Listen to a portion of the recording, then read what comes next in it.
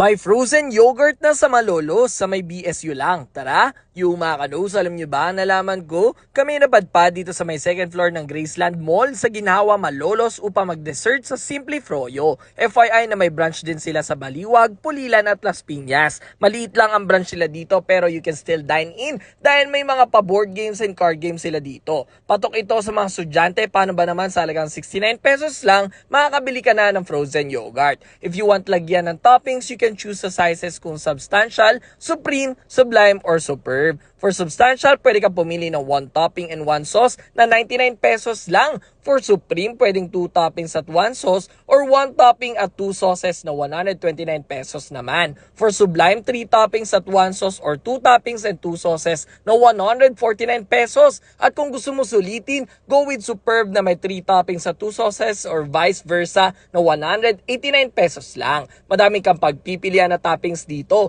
from sweets, nuts, cereals, biscuits at fruits. 15 in total ang toppings at bias ko dito ang sliced almonds, chocolate chip cookies, and lotus biscuit. Samantalang iba't ibang sweets at fruits naman for their 11 sauces ang pwedeng pagpilian. May pwede kang reference sa recommended nilang combo kung nahihirapan ka naman pumili. Pwede ka din umorder ng croffle na may same toppings and sauces na options. Kaya during our visit, nagtry-try din kami ng combo for their croffle. And for drinks, meron silang milky strawberry and chocolate naman. And by the way, they are open for franchise and open for event bookings din naman sila. Kung pupunta kayo, open sila from 10 a.m. to 10 o'clock p.m. every day. So ano pa hinihintay nyo? Tara na dito sa Simple Froyo sa Malolos, Bulacan. Let's go!